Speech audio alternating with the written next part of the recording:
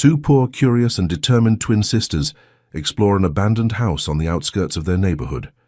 Inside, they hear faint knocking coming from the attic and decide to investigate, even though they are afraid. When they force the lock, they discover a dehydrated man in shock, unaware that he is a reclusive millionaire. The girl's simple gesture triggers a revelation so profound that it changes the lives of all three forever. If this story interested you, don't forget to subscribe to our channel and tell us what city you're watching us from. We'll keep going. The black Bentley moved silently through the tree-lined streets of Millfield, Massachusetts, attracting curious glances from the few locals out on that crisp October morning. Behind the wheel, Ethan Reynolds gripped the steering wheel tighter as familiar landmarks appeared through the windshield. 25 years had passed since he'd last seen this place, yet everything seemed frozen in time. The white church steeple, the brick library, the sprawling oak trees that canopied Main Street. At 40, Ethan had achieved what most would consider the American dream. His tech security company had made him a silent fortune. He owned properties in Manhattan, San Francisco, and London. His name appeared occasionally in business magazines, though he declined most interview requests. To the outside world, Ethan Reynolds was the epitome of calculated success, methodical, reserved, and unfailingly precise. No one knew about the bottled water he kept within arm's reach at all times, or the nightlights that burned in every room of his penthouse, or how he insisted on sitting near exits in restaurants and avoided crowded elevators. These quirks, invisible to his colleagues and associates, were the lingering echoes of a childhood trauma he'd never fully processed. "You've arrived at your destination," announced the navigation system as Ethan pulled up to a wrought iron gate partly obscured by overgrown vegetation. Beyond it stood Hillcrest Manor, a two-story Victorian house with peeling paint and boarded windows. The property sat on the outskirts of Millfield, isolated from neighboring homes by acres of unkempt grounds and tall trees. Ethan had purchased the property through a shell company 3 months earlier. The realtor had been eager to unload the place, mentioning something about the house being difficult to sell due to its state of disrepair and unfortunate history. Ethan hadn't asked for elaboration. He punched in the gate code and drove up the gravel driveway. Dead leaves swirled in the Bentley's wake as he approached the house. For a moment he sat motionless in the car, staring at the imposing structure. What was he doing here? Had he lost his mind coming back to Millfield? The logical part of his brain, the part that had built his fortune through calculated risks and strategic decisions, told him to turn around, drive back to Boston, and catch the next flight to New York. Instead, he got out of the car. The house key was heavy in his hand. When he pushed open the front door, it creaked on rusty hinges. The air inside was stale, thick with dust and neglect. Ethan stepped into the foyer, his expensive Italian shoes leaving imprints on the dusty hardwood floor. "Home sweet home," he muttered to himself, setting down his leather weekend bag. The renovation team would arrive next week. They'd been given specific instructions: update the plumbing, electrical, and structural elements, but preserve the original character of the house. Ethan wanted to spend this first week alone, getting a feel for the place before construction began. He methodically toured each room, taking inventory. The first floor featured a grand parlor, a formal dining room, a study with built-in bookshelves, and a kitchen with outdated appliances from the 1980s. As he moved from room to room, Ethan placed bottled water on every available surface: side tables, windowsills, countertops. A habit formed long ago. The second floor held 4 bedrooms and 2 bathrooms. Ethan had arranged for minimal furnishings to be delivered, just a bed, a desk, and some essentials in the master bedroom. He wouldn't need more for his temporary stay. But it was the attic that drew his attention.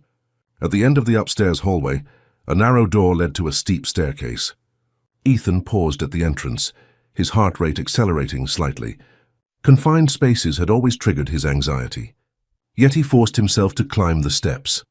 The attic stretched the length of the house, with sloping ceilings and small dormer windows that let in weak streams of afternoon light. Dust particles danced in the beams. The space was emptier than he expected, just some old furniture covered in sheets and several cardboard boxes stacked in the corner. Ethan approached the boxes, curiosity overcoming his discomfort. The first contained old dishes wrapped in yellowed newspaper. The second held Christmas decorations, glass ornaments and tangled strings of lights. The third box, however, made him pause. Inside were newspapers, dozens of them, dating back to the late 1990s. One headline caught his eye. "Local boy missing for 3 days found in abandoned building." His own name was printed in smaller text below. Ethan's hands trembled slightly as he lifted the newspaper. Someone had circled the article with red ink.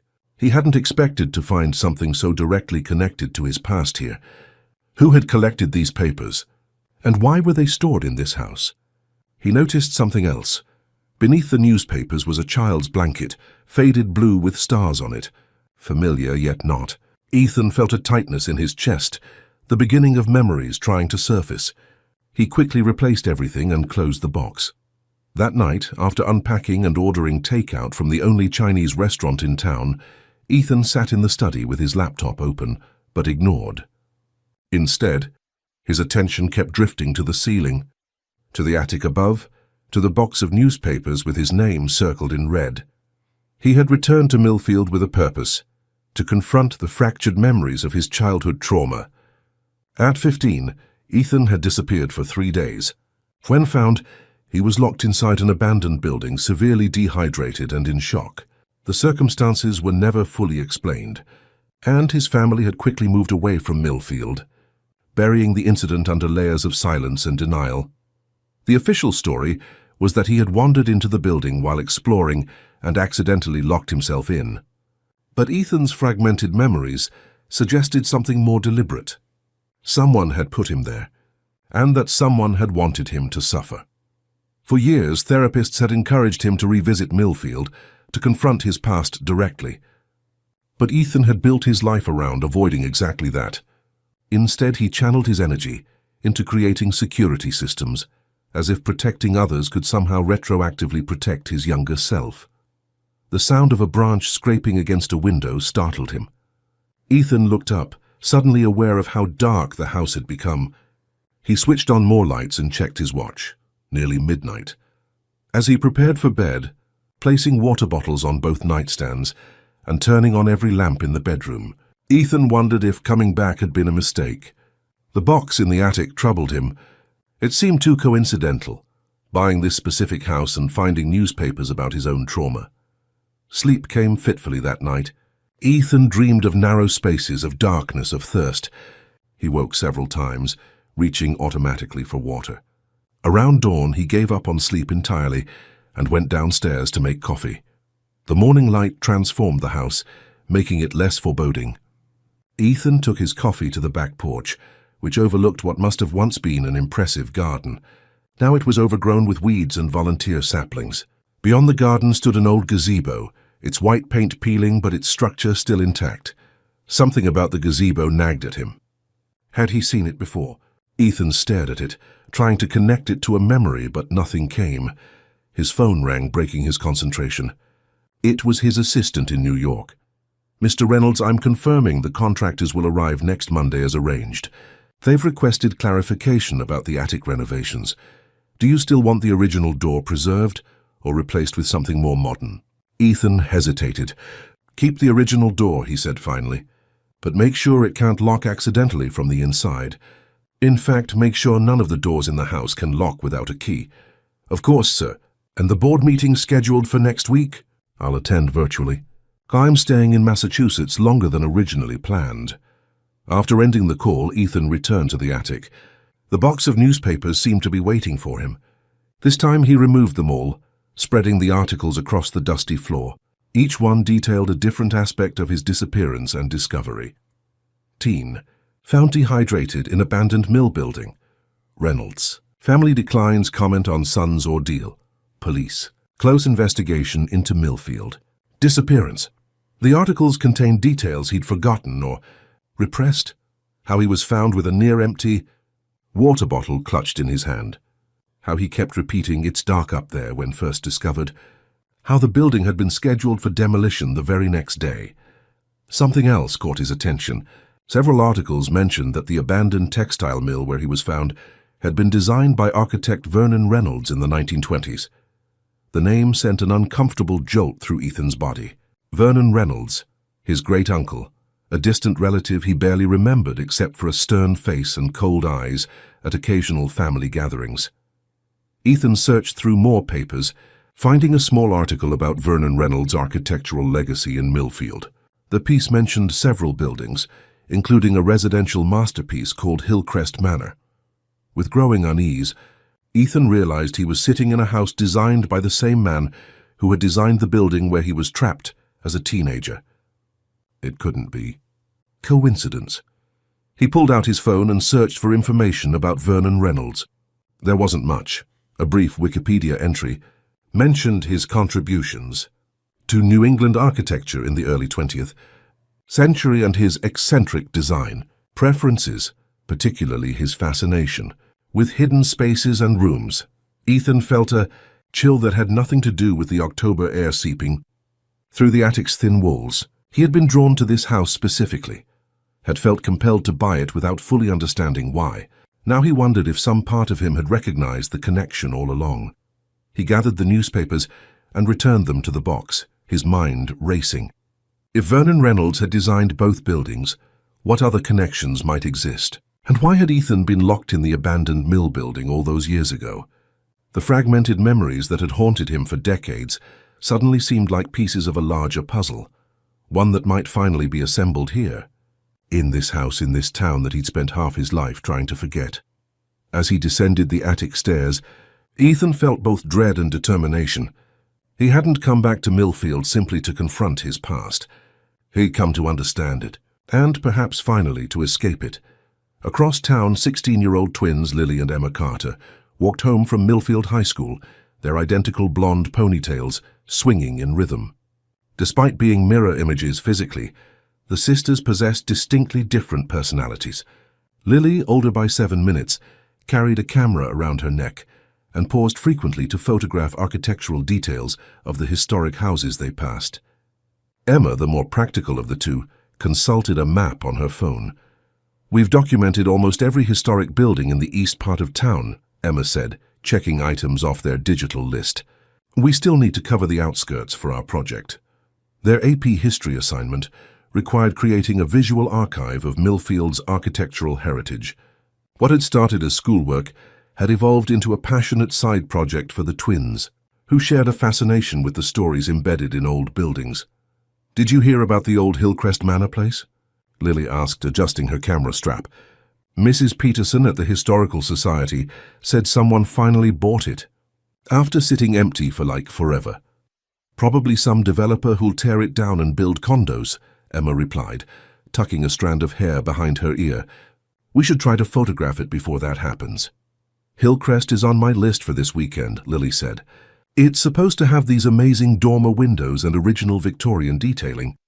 The girls turned onto Cedar Street, where their modest 2-story house stood in a row of similar homes. Their Aunt Sarah's gardening skills were evident in the well-tended flower beds that lined the front walk, a splash of color against the house's pale blue siding. Sarah Carter had raised the twins since they were 8, when their parents had been involved in a serious accident that left them unable to care for their daughters. The girls rarely spoke about this part of their past, having adapted to their new normal under their aunt's loving but no-nonsense care. "We're home," Emma called out as they entered through the kitchen door. The scent of something baking greeted them. Their aunt emerged from the living room, reading glasses perched on her nose and a stack of bills in her hand. At 43, Sarah managed to run a successful catering business from home while raising her nieces. Her once auburn hair now showed strands of silver, and laugh lines framed her eyes. "There are oatmeal cookies cooling on the rack," she said. "How was school?" "Mrs. Abernathy loved our concept for the architecture project," Lily said, dropping her backpack on a kitchen chair. "We're thinking of going out to photograph Hillcrest Manor this weekend." Sarah's expression shifted subtly. "Hillcrest? That old place on the hill? I thought it was abandoned." "Someone bought it," Emma explained, already reaching for a cookie. "We want to document it before they renovate it and ruin all the original features." Sarah seemed to consider something before speaking. "That house has a history, girls. People around town have always been superstitious about it." "What kind of history?" Lily asked, immediately interested. She lived for these local legends and historical footnotes. Sarah shrugged. Just old stories. The architect who designed it was supposedly eccentric, built strange features into his buildings. Hidden rooms, unusual layouts. I think there was some scandal connected to him back in the day. That makes it even more interesting, Lily said, eyes lighting up. Maybe we can include some of those stories in our project. Just be careful if you go out there, Sarah cautioned. And call me when you arrive and when you leave. We will, the twins promised in unison. Later that evening, as the girls worked on homework in their shared bedroom, Lily researched Hillcrest Manor online. There wasn't much information available, just a few mentions in articles about local architecture and a blurry black and white photograph from the 1930s. Listen to this, she said to Emma, who was solving math problems at their desk. Hillcrest Manor was designed by Vernon Reynolds in 1927. Reynolds was known for incorporating secret passages and hidden rooms in his designs, supposedly inspired by his interest in mystery novels. Creepy, Emma commented without looking up from her calculus. There's more, Lily continued. Reynolds designed several buildings in Millfield, including the old textile mill that was demolished in the late 90s. She scrolled down further. Oh, weird. There's a mention here of a boy who went missing and was found in that mill building before they tore it down. This caught Emma's attention. What happened to him? Doesn't say much. Just that he was found locked in a room after being missing for 3 days. Lily clicked on another link. The boy's name was Ethan Reynolds, probably related to the architect. Do you think the new owner of Hillcrest knows about its history? Emma wondered. Probably not, Lily replied. Who buys a house because of some creepy architect ancestor? The twins fell silent, each absorbed in her own thoughts. Outside their window, darkness settled over Millfield, the streetlights casting pools of yellow on the quiet street. Saturday morning arrived with perfect fall weather, clear blue skies and just enough chill in the air to justify the matching scarves the twins wore as they set out on their bicycles. Their cameras and notebooks were packed in their backpacks, along with water bottles and granola bars. Text me when you get there, Sarah reminded them as they pedaled away. And be back for dinner at 6. The ride to Hillcrest Manor took 30 minutes, mostly uphill. By the time they reached the rusted iron gates, both girls were breathing hard. It's open, Emma noticed, pointing to the gap in the gate. Someone's been here recently. Maybe the new owner? Lily suggested, already lifting her camera to photograph the ornate ironwork. These gates are gorgeous. Look at the detail in these curls. They wheeled their bikes through the opening and followed the gravel driveway that wound through overgrown grounds. When the house came into view, both girls stopped to stare. Hillcrest Manor was larger than they had imagined, an imposing Victorian with a wraparound porch, multiple chimneys and the dormer windows Lily had mentioned. Despite its dilapidated condition, peeling paint, missing roof shingles and boarded-up windows, the house possessed undeniable grandeur. This is amazing, Lily breathed, snapping photos rapidly. Look at those gingerbread trims, and the stained glass in that transom window. Emma, always more cautious, noticed other details. There's a car parked around the side. Someone's definitely here. Maybe they'll let us look inside if we explain about our project, Lily suggested hopefully. Or maybe they'll call the cops and report us for trespassing, Emma countered. Let's just take exterior shots today. For the next hour, the twins circled the house, photographing architectural details and taking notes. Lily was particularly fascinated by the attic windows, small diamond-shaped openings that peered out from under the eaves like watchful eyes. I wonder what the attic looks like, she mused. Probably full of cool old stuff. As they moved around to the back of the house, they discovered an overgrown garden with the remains of stone pathways and a dilapidated gazebo. While Emma photographed the garden layout, Lily wandered toward a cellar entrance. The doors lay flat against the ground, one hanging partially open. Curiosity pulled Lily forward. She peered down into the darkness, her camera forgotten momentarily. "Hello?" she called softly, not really expecting an answer. To her surprise, she heard something, a faint tapping sound coming from somewhere inside the house. She listened more carefully. The sound was rhythmic, almost deliberate. "Emma," she called to her sister. "Come listen to this." Emma joined her reluctantly. "We shouldn't be snooping around someone's basement, Lily." "Just listen," Lily insisted. "Do you hear that tapping?" Emma fell silent, concentrating. After a moment, she nodded slowly. It sounds like someone knocking? It's coming from inside, Lily said, excitement building in her voice. What if someone's trapped in there? That's ridiculous, Emma replied, but she didn't sound convinced. It's probably just a loose shutter banging in the wind. There is no wind today, Lily pointed out, and it's too regular to be random. Listen, it's like Morse code or something. The tapping continued, faint but persistent. 3 short taps, then 3 longer ones, then 3 short ones again. That's SOS, Emma whispered, her face paling. Someone signaling for help. The twins exchanged a look that communicated volumes without words, a silent conversation possible only between those who had shared a lifetime of experiences. We should check, Lily said finally. We should call someone, Emma countered. By the time they get here, it might be too late, Lily argued. What if someone's hurt? We can at least look. Emma hesitated, then nodded reluctantly. But we stick together. And at the first sign of anything weird, we leave and call 911. Carefully, they pulled the cellar door fully open. Stone steps descended into darkness. Lily switched on her phone's flashlight and led the way, with Emma close behind. The cellar was damp and musty, filled with old furniture and discarded items. Cobwebs clung to the low ceiling, and their footsteps echoed on the concrete floor. At the far end, a door stood open, revealing a staircase that presumably led up to the main floor. Hello? Lily called again, louder this time. Is anyone here? Do you need help? The tapping stopped abruptly. Maybe they heard us, Emma whispered. The girls climbed the stairs to the main floor, emerging into a large kitchen with outdated appliances. Empty water bottles were scattered across the countertops, dozens of them. Some full, some partially empty. Someone's definitely staying here, Emma observed, picking up one of the bottles. This is weird. They moved through the kitchen into a hallway. The house was silent now, the tapping replaced by the subtle creaking of an old building settling. Hello?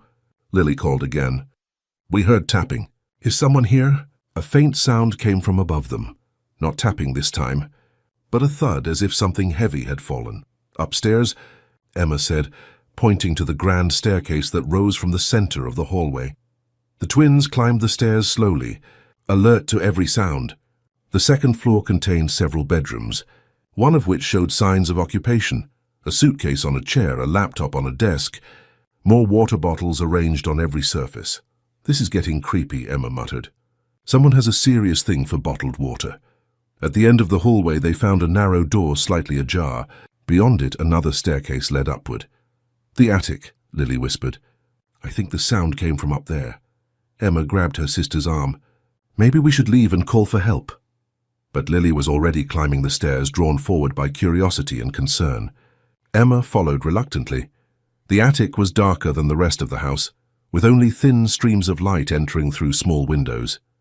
Dust particles danced in the air. At first glance, the space appeared empty, except for some old furniture and boxes. Hello? Lily called, her voice sounding strange in the enclosed space. Is anyone here? A weak thumping came from the far corner of the attic, behind what appeared to be an old wardrobe. The twins approached cautiously.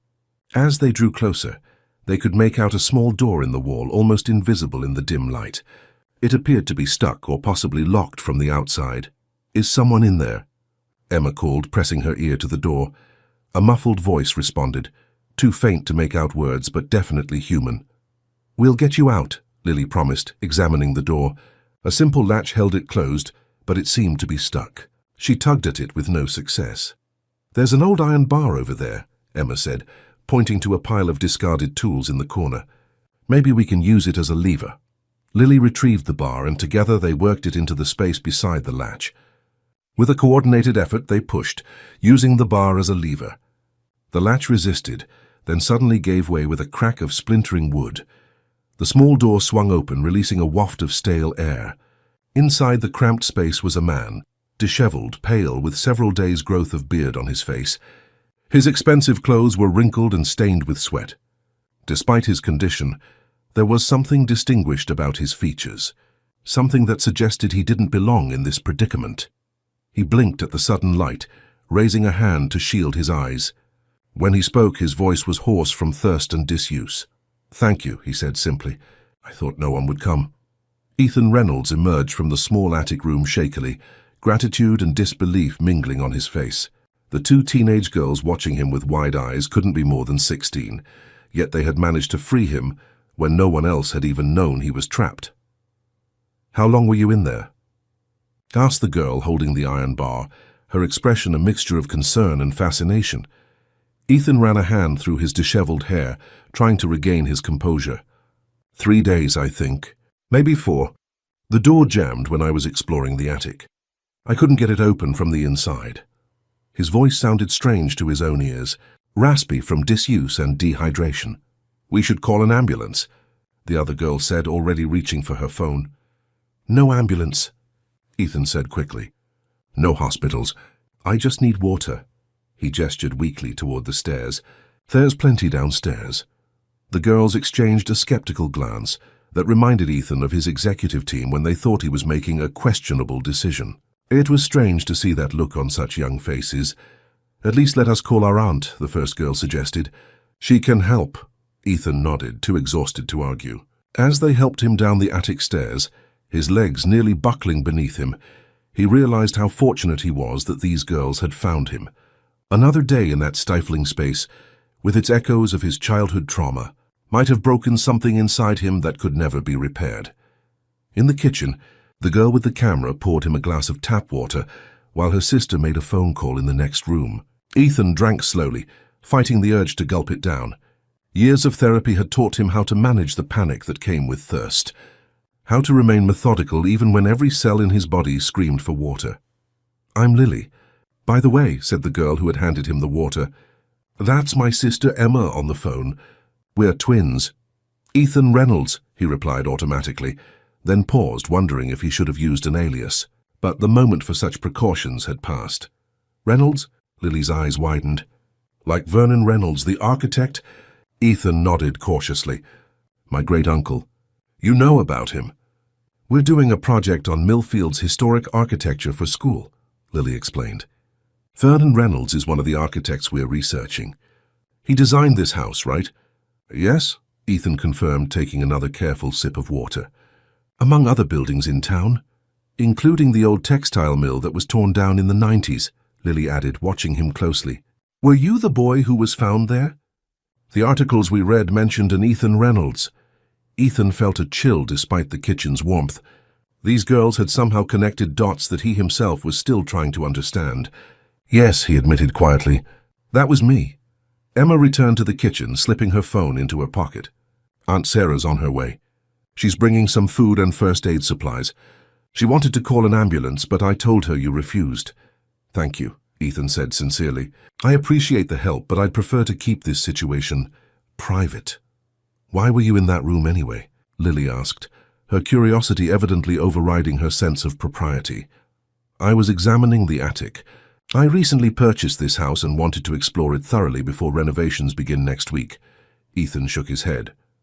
"Ironic, isn't it? I specifically instructed the contractors to ensure no doors could lock accidentally, yet I managed to get myself trapped before they even arrived."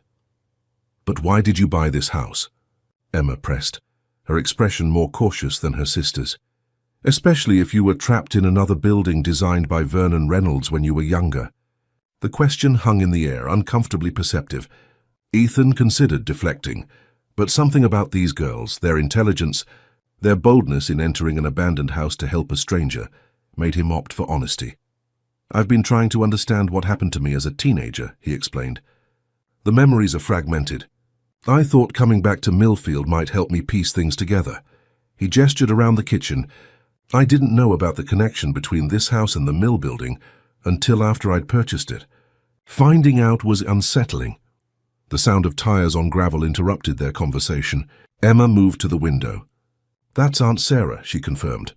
Moments later, a woman in her early 40s entered the kitchen carrying grocery bags. She had auburn hair streaked with silver and shrewd eyes that immediately assessed the situation.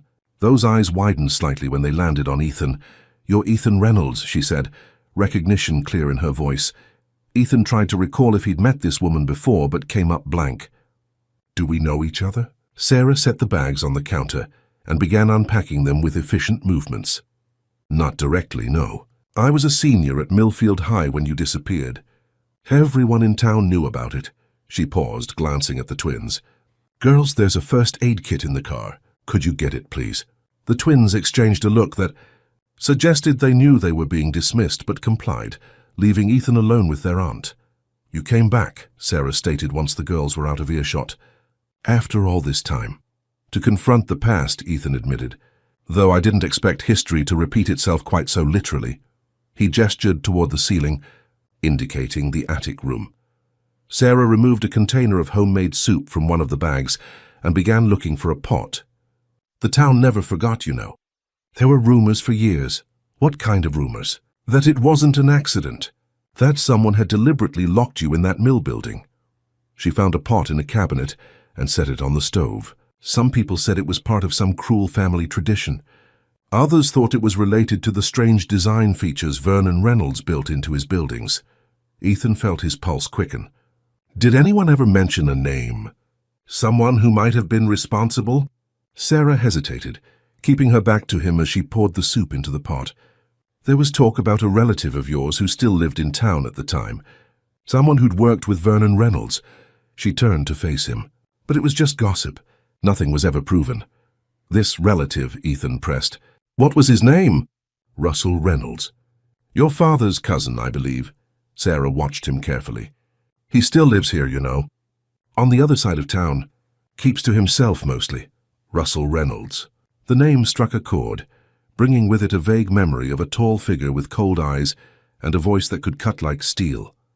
Ethan had a fleeting image of large hands pushing him backward into darkness. Thank you for telling me this, he said quietly. Sarah nodded, turning back to the soup. The girls don't know any of this. They weren't born when it happened, and I've never mentioned it. She stirred the soup slowly. Millfield prefers to forget its uglier stories. The twins returned with the first aid kit, their cheeks flushed from the cold air outside.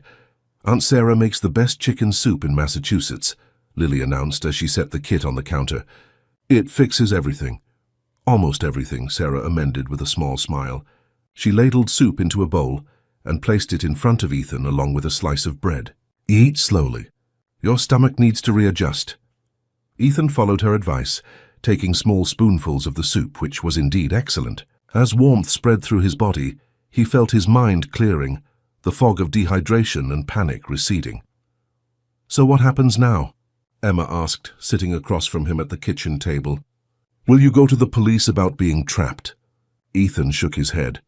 There's nothing to report. It was an accident, a stuck door in an old house. No crime was committed.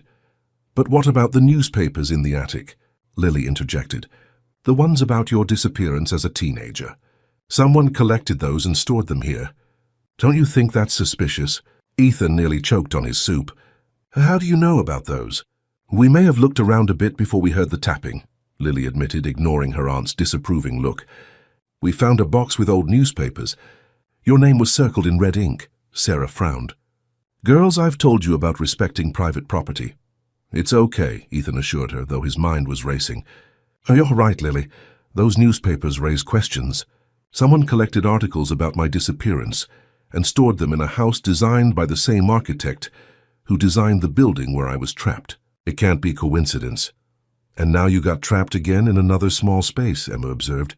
That seems like more than coincidence, too. The kitchen fell silent as they all considered the implications. Outside, the afternoon light was fading, casting long shadows across the overgrown garden visible through the window. You should stay with us tonight, Sarah said suddenly.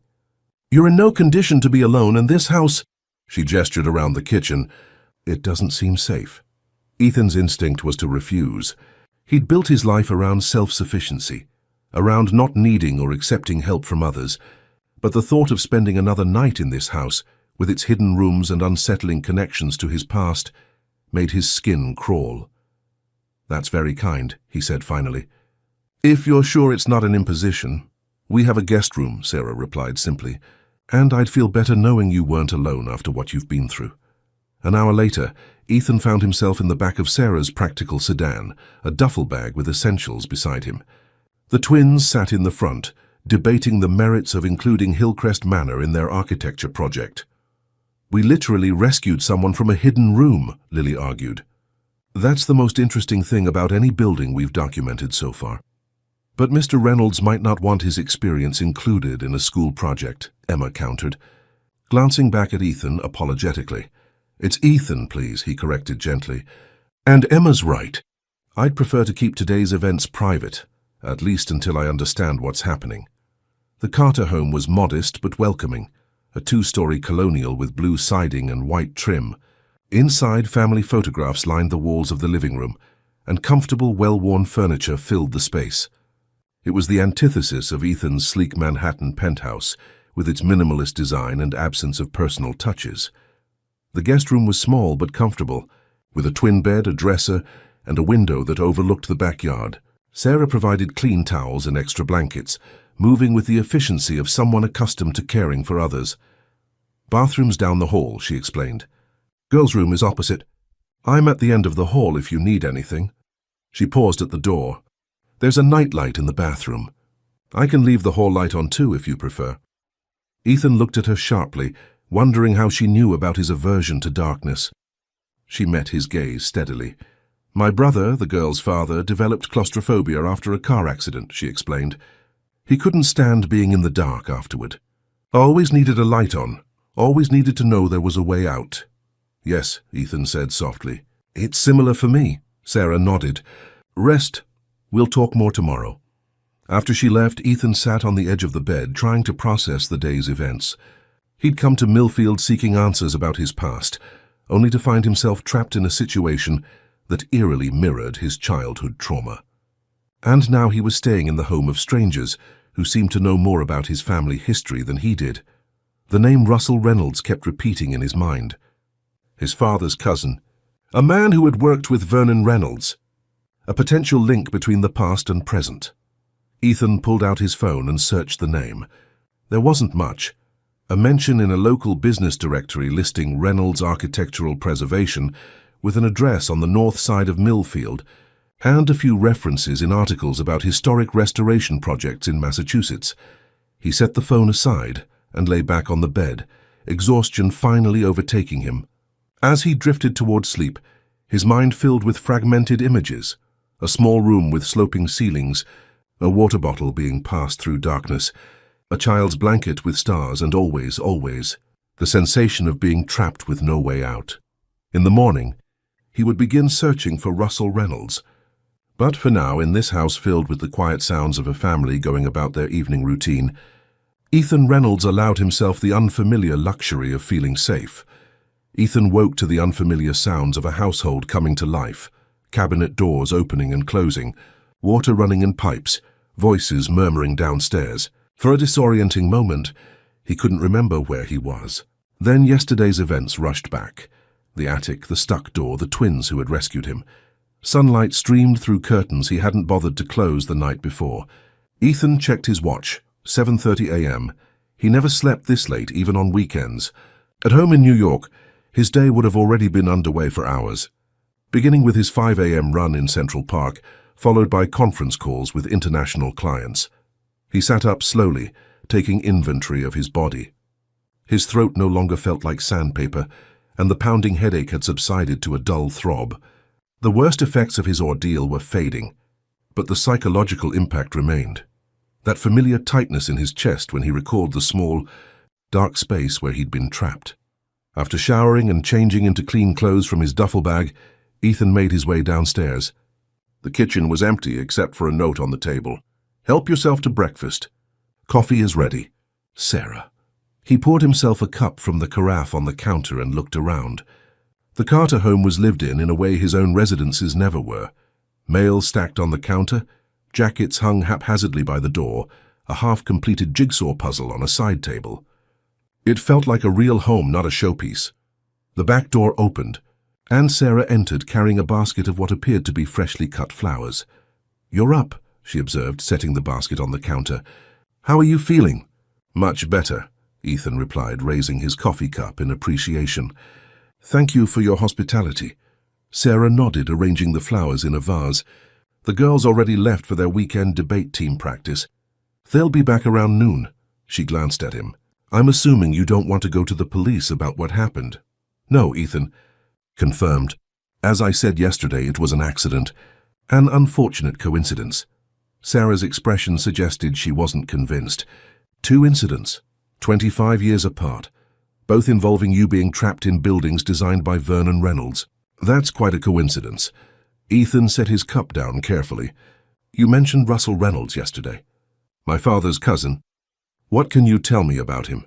Sarah sighed, abandoning her flower arranging to sit across from him at the kitchen table. Russell was the town oddball when I was growing up. He lived in that big house on Maple Street. Still does, I think. He was some kind of architectural preservationist, always fighting to save Vernon Reynolds buildings from demolition or renovation. How was he connected to my family? Ethan asked. He was close to your grandfather, from what I remember. When your family moved away after your incident, Russell stayed. He became even more reclusive after that.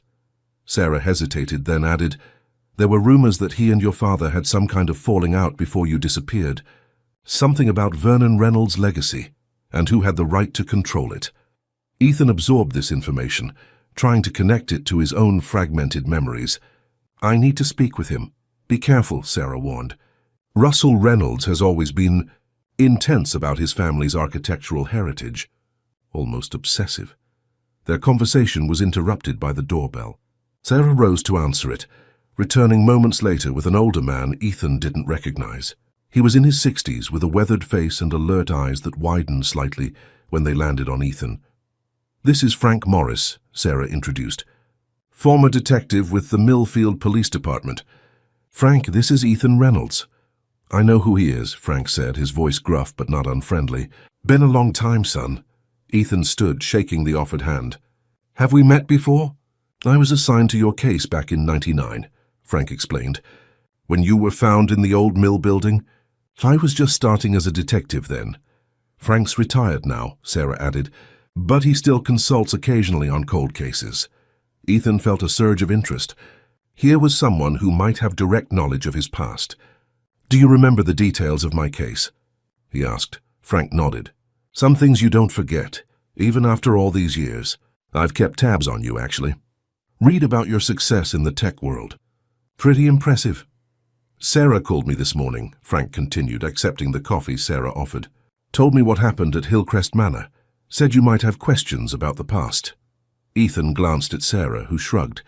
Frank knows more about what happened than anyone else in Millfield. I thought he might be able to help. The official report stated that I wandered into the mill building and accidentally locked myself in, Ethan began cautiously.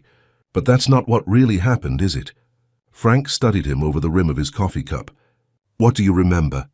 Not much, Ethan admitted. Fragments, mostly. Being thirsty, the sound of someone walking above me, a small hand passing me a water bottle through darkness. He paused. I've always had the sense that someone put me in that building deliberately, that it wasn't an accident. Frank set his cup down with a sigh. Your parents insisted we classify it as an accident. They refused to consider any other possibility, even when evidence suggested otherwise. What evidence? Ethan demanded. The door to the room where you were found had been secured from the outside, Frank explained. Not just locked, blocked with a piece of lumber wedged against it. And you had bruising on your arms consistent with being forcibly restrained. He paused. There was also the matter of the water bottle. What about it? Ethan asked, leaning forward. You were severely dehydrated when we found you, yet there was a half-empty water bottle in the room. When we tested your blood, we found traces of a mild sedative, the kind that would make a teenager disoriented and compliant. Frank's eyes were steady on Ethan's face. Someone drugged you, took you to that building and locked you in, but your parents refused to pursue an investigation. They moved away less than a month later. Ethan felt as if the floor were tilting beneath him. His suspicions had been correct. It hadn't been an accident. It had been deliberate. But who and why? Russell Reynolds, he said, the name emerging from some deep recess of memory. Was he ever a suspect? Frank and Sarah exchanged a glance. He was, Frank confirmed. Russell had keys to most of Vernon's buildings. He was obsessed with preserving them, would regularly check on them. And there was the family connection. He hesitated. But we never had enough evidence to bring charges. Your parents were adamant about dropping the matter. There's something else you should know, Sarah interjected gently, something that wasn't in the official reports. Ethan looked at her questioningly. You weren't alone in that building, she said. When they found you, there were signs that someone else had been there with you. A child younger than you were. The water bottle, Ethan murmured, a memory surfacing. Someone passed it to me through a small opening between the walls. Frank nodded. Vernon Reynolds was known for building passageways between rooms, service corridors, hidden spaces. The mill building had several. We believe someone, a child, was using those passageways and found you. This person helped me survive, Ethan realized. Brought me water when I was dying of thirst. We never identified them, Frank said. By the time we thought to look, your parents had already shut down the investigation. But whoever it was might have saved your life. Ethan's mind was racing. The small hands in his fragmented memories belonged to a real person, someone who had helped him when he was trapped, possibly at great risk to themselves. I need to speak with Russell Reynolds, he said firmly. Frank frowned. That might not be wise. Russell is unstable, has been for years. He may have answers I need, Ethan insisted. About Vernon, about what happened to me, about this house I've purchased that seems connected to it all. Frank looked as if he wanted to argue, but finally nodded. I'll go with you. Russell knows me, might be more willing to talk if I'm there. But not today. He glanced at his watch. I have a commitment this afternoon. Tomorrow would be better. I'll come as well, Sarah offered. Russell used to frequent my catering business when I first started it. He always seemed to like me, or at least tolerate me. Ethan felt a surge of gratitude toward these virtual strangers who were willing to help him navigate his past. Thank you, he said simply. After Frank left, promising to return the next morning, Sarah busied herself with preparations for a catering job that evening. Ethan offered to help, finding an unexpected peace in the simple tasks of chopping vegetables and arranging appetizers on trays. You're good at that, Sarah observed, as he meticulously garnished a platter of smoked salmon. Most people aren't so precise. Ethan smiled slightly. I find repetitive tasks calming. They help me focus when my mind is racing. They worked in companionable silence for a while before Sarah spoke again. The girls are quite taken with you, you know, especially Lily. She's always been drawn to mysteries and puzzles.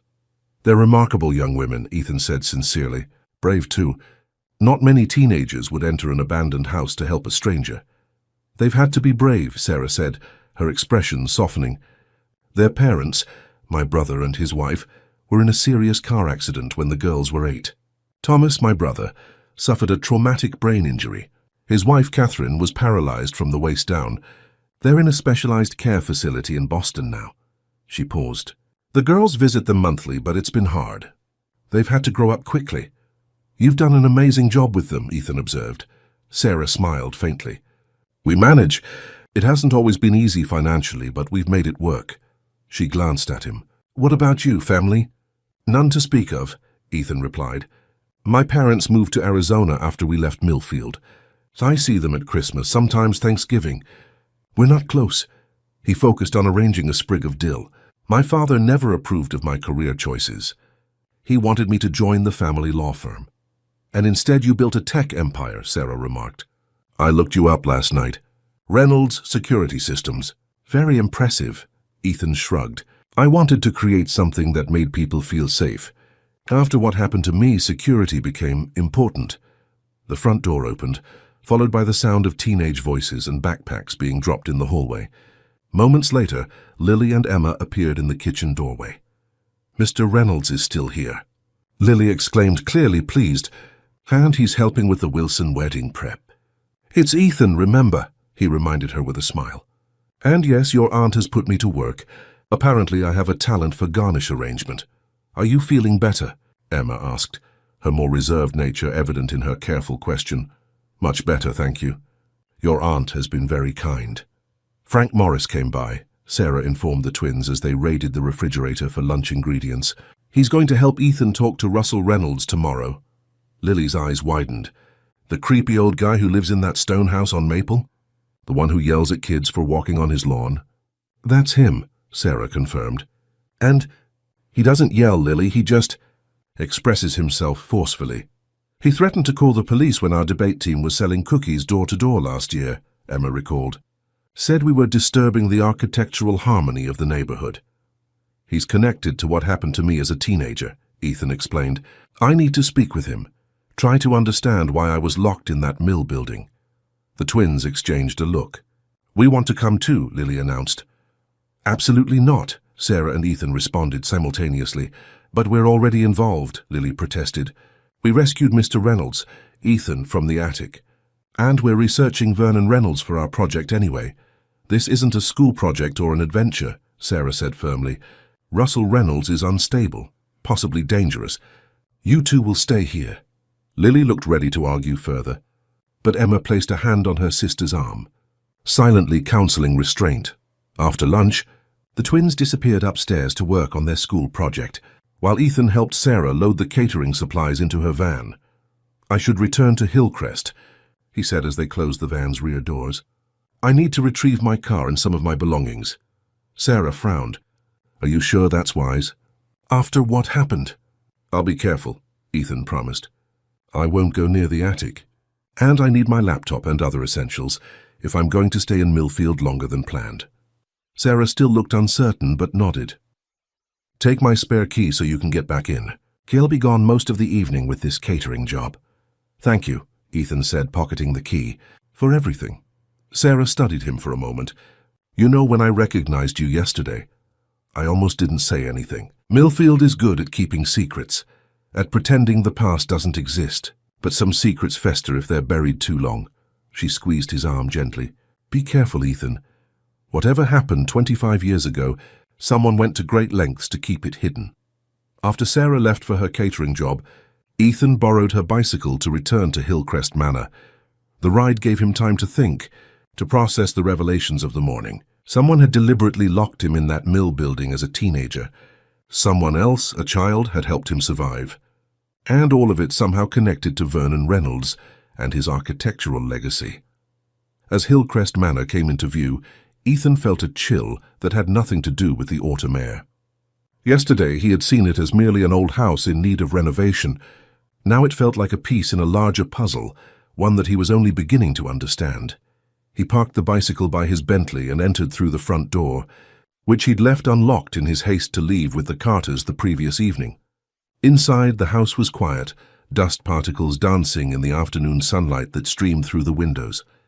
Ethan moved efficiently, gathering his laptop, phone charger, and additional clothing from the bedroom. He deliberately avoided looking toward the attic stairs at the end of the hallway.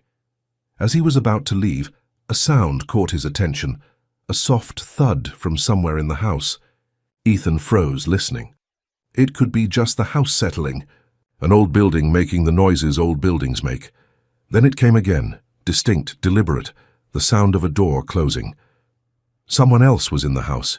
Ethan stood motionless in the upstairs hallway, his senses heightened. The sound had come from downstairs, perhaps from the direction of the kitchen. He considered his options. The sensible choice would be to leave immediately, avoid any confrontation. But curiosity and a growing determination to uncover the truth about his past propelled him forward. He moved quietly down the stairs, placing each foot carefully to avoid the creaking steps. At the bottom, he paused again, listening. The house had fallen silent, but Ethan could feel a presence, that inexplicable awareness that he wasn't alone. "Hello?" he called, deciding that direct confrontation was better than this unnerving silence. "Is someone there?"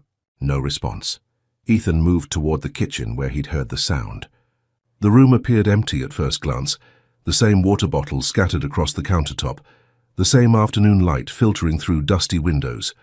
Then he noticed something new, a folded piece of paper placed prominently on the kitchen table. He approached cautiously and unfolded the note. Written in neat, precise handwriting were the words, "Leave Hillcrest. Leave Millfield. The past should stay buried." A chill ran through Ethan. The note confirmed his suspicions. Someone didn't want him investigating his past. Someone who had access to this house, who perhaps knew about the newspapers in the attic, who might even have been responsible for the door jamming and trapping him. The sound of a car starting outside pulled him from these thoughts. Ethan rushed to the window in time to see an older model sedan pulling away from the house, moving too quickly for him to make out the license plate or the driver. With a growing sense of unease, Ethan gathered his belongings and left the house, locking the door behind him. The note he carefully placed in his pocket, evidence that his presence in Millfield had not gone unnoticed. The ride back to the Carter home was tense, Ethan constantly checking over his shoulder for signs of the sedan. By the time he arrived, the twins were sitting on the front porch engrossed in their laptops. "You're back," Lily exclaimed, looking up. "Did you get what you needed from Hillcrest?" "And more," Ethan replied cryptically, parking the bicycle. "Is your aunt still at her catering job?" Emma nodded. "She won't be back until late. We were just researching Vernon Reynolds for our project." She hesitated. "Actually, we found something interesting you might want to see." Ethan followed the girls into the house, his curiosity piqued. In the living room, Lily opened her laptop and pulled up a scan of an old architectural journal. "This is from 1928, she explained. "It's an interview with Vernon Reynolds about his design philosophy. Listen to this part," she read aloud. "Architecture should challenge the inhabitant, not merely shelter them. I design spaces that require engagement, that force confrontation with one's surroundings. My most successful buildings are those where inhabitants must solve the building itself, navigate its complexities, discover its secrets.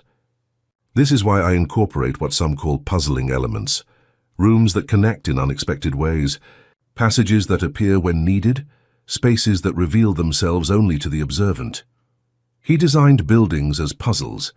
Ethan murmured, the implications sinking in. "There's more," Emma said, turning her own laptop toward him. "We found records of a private journal Vernon kept, mentioned in several academic papers about his work. According to these sources, Vernon designed certain buildings with what he called test spaces, rooms designed to elicit specific psychological responses." "What kind of responses?" Ethan asked, though he suspected he already knew. "Mostly related to problem-solving under duress," Lily answered. "The papers are vague about details, but they mention that Vernon believed in architectural trials that would reveal a person's true character." "Trials," Ethan repeated, the word sending another chill through him. "Like locking someone in a confined space to see how they react." The twins exchanged a look. "That's what we were thinking," Emma admitted. "But here's where it gets really interesting. Vernon's journal apparently contained detailed notes about which family members he had subjected to these trials and how they performed." "Family members?" Ethan's voice rose sharply. "He experimented on his own family?" "According to these academic sources, yes," Lily confirmed. "But the actual journal has been missing for decades. The last person known to have possession of it was Russell Reynolds," Ethan guessed. Emma nodded. "How did you know?" "It fits the pattern," Ethan said grimly. "Russell was obsessed with preserving Vernon's architectural legacy. He would have wanted to protect the journal as well." Lily closed her laptop. "Do you think what happened to you, both as a teenager and yesterday in the attic, might have been some kind of architectural trial inspired by Vernon's ideas?" Before Ethan could respond, his phone rang. The caller ID showed an unfamiliar local number. He answered cautiously. "Mr. Reynolds." The voice was unfamiliar, elderly but strong. "This is Russell Reynolds. I understand you've been asking about me." Ethan's grip on the phone tightened. "How did you get this number?" "Millfield is a small town, Mr. Reynolds. Information flows freely to those who know how to listen." A pause. "I hear you purchased Hillcrest Manor. An interesting choice given your history with Vernon's buildings." "That's what I'd like to discuss with you," Ethan replied, keeping his voice steady. "Our shared family history. Vernon's designs. What happened to me in the mill building?" Another pause, longer this time. "Perhaps we should meet. There are things you should understand about your family's legacy. Things that can't be explained over the phone." "When and where?" Ethan asked, ignoring the twins' wide-eyed stares. "My home. Tomorrow morning, 11 o'clock. Come alone." "I'd prefer to bring Detective Morris with me," Ethan countered, remembering Frank's warning about Russell's instability. A dry chuckle came through the line. "Frank Morris has his own biases, but very well, bring him if it makes you comfortable." 11 o'clock. "Don't be late." The line went dead. Ethan lowered the phone slowly. "That was Russell Reynolds. He wants to meet tomorrow." "You're not actually going, are you?" Emma asked, concern evident in her voice. "I have to," Ethan replied. "He may have answers I need. About Vernon, about what happened to me. But what if he's dangerous? Lily pressed. What if he's the one who left that note at Hillcrest? Ethan had been so absorbed in the call that he'd forgotten to mention the note. He pulled it from his pocket and showed it to the twins. Someone was in the house when I went back. They left this. The girls examined the note, their expressions growing more serious. The past should stay buried, Emma read aloud. That's definitely a threat. All the more reason to speak with Russell, Ethan said. Detective Morris will be with me. I'll be safe. The front door opened and all three turned to see Sarah entering, looking tired but satisfied after her catering job. Successful evening? Ethan asked, quickly pocketing the note before she could see it. Very, Sarah confirmed, setting down her purse. The Wilsons were pleased and I got 2 more bookings from guests at the wedding. She studied their faces. Why do you all look so serious? Did something happen? Before Ethan could formulate a response, Lily jumped in. We found information about Vernon Reynolds' architectural theories. He designed buildings as psychological tests and experimented on his own family members. Sarah's expression shifted from tired to concerned. That sounds disturbing, and unfortunately not surprising given what happened to Ethan. There's more, Emma added. Russell Reynolds called. He wants to meet with Ethan tomorrow. Sarah looked sharply at Ethan. And you agreed? Frank Morris will accompany me, Ethan assured her. I'll be careful. Sarah shook her head, a gesture of concern rather than disapproval. Russell Reynolds has always been eccentric, but in recent years, there have been rumors that he's become increasingly paranoid. People say he rarely leaves his house now, that he's convinced the town is conspiring to destroy Vernon's architectural legacy. All the more reason to approach him carefully, Ethan acknowledged. But I need to speak with him. He may be the only person who understands the connection between Vernon's designs and what happened to me. Sarah seemed about to argue further, but instead sighed. Just promise me you'll be cautious, and that you'll have Frank with you the entire time. I promise, Ethan said sincerely. After Sarah went upstairs to shower and change, the twins pulled Ethan back into their research, showing him old photographs of Vernon Reynolds' buildings and pointing out the architectural elements that appeared consistently across his designs. Narrow passageways, hidden rooms, unconventional layouts that forced inhabitants to navigate spaces in specific ways. It's like he was creating psychological mazes, Ethan observed, studying a floor plan of one of Vernon's commercial buildings. Places that disorient and challenge.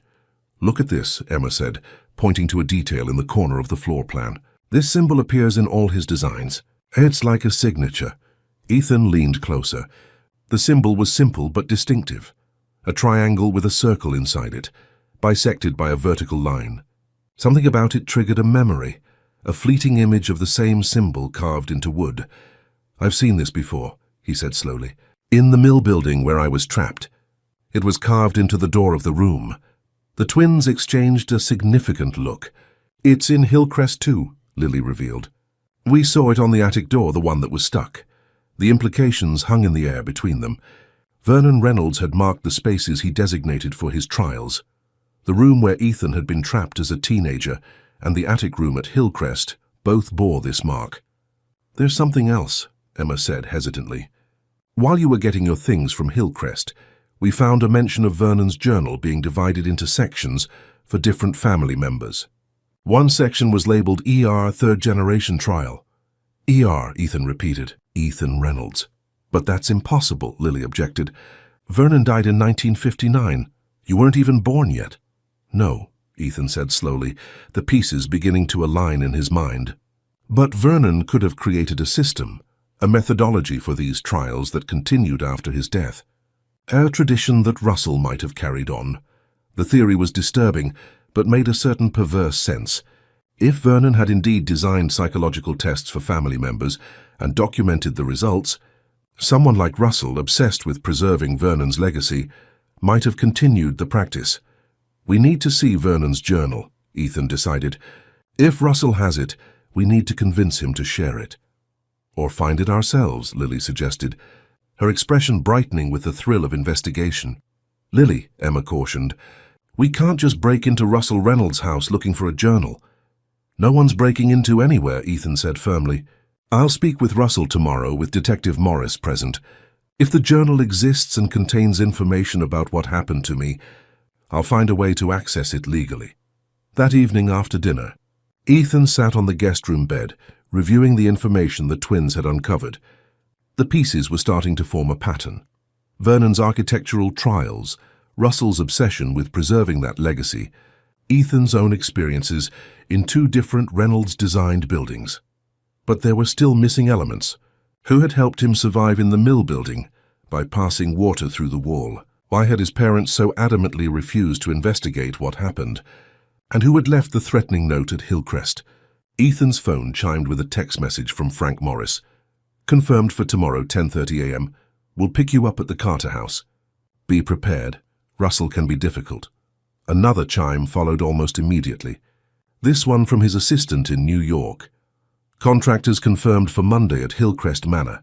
Architect requesting final approval on attic renovation plans. Please advise. The mundane business message seemed almost comical in contrast to the mysteries Ethan was unraveling. He quickly responded to his assistant, instructing her to delay the renovations by 2 weeks. He needed more time in Millfield, more time to understand what had happened to him and why. A soft knock at his door interrupted his thoughts. He opened it to find Sarah holding a cup of tea. "Thought you might want this," she said, offering the cup. "Helps with sleep." "Thank you," Ethan said, accepting it gratefully. "I could use some good sleep before tomorrow's meeting." Sarah lingered in the doorway. "The girls told me about Vernon Reynolds' architectural trials, about the symbol on the doors where you were trapped." Ethan nodded. "It seems Vernon had some unusual ideas about testing family members through architecture. Ideas that Russell may have continued. It's twisted," Sarah said bluntly. "Using buildings to traumatize people, especially family members." "I'm hoping Russell can explain the purpose behind it," Ethan replied. "If it was some misguided family tradition, or something more sinister." Sarah studied him for a moment. "You know, when the girls first told me they'd found you trapped in Hillcrest's attic, I had the strangest feeling of déjà vu. Not about you specifically, but about the situation." She hesitated. "My brother, the girl's father, used to talk about a friend he had in high school who disappeared for several days and was found in an abandoned building. I wonder now if he was talking about you." Ethan felt a jolt of recognition. "Thomas Carter. Was that your brother's name?" Sarah nodded. "Yes, he was a few years older than you, I believe." A memory surfaced. A tall, friendly teenager who had sometimes included Ethan in games, despite their age difference. "I remember him," Ethan said softly. "He was kind to me. One of the few older kids who was." "That sounds like Thomas," Sarah said with a sad smile. "Always looking out for the younger ones." She straightened, her expression becoming more businesslike. "Get some rest, Ethan. Tomorrow will be challenging, I expect." After Sarah left, Ethan sipped the tea, his mind turning over this new connection. Thomas Carter had been at Millfield High when Ethan disappeared.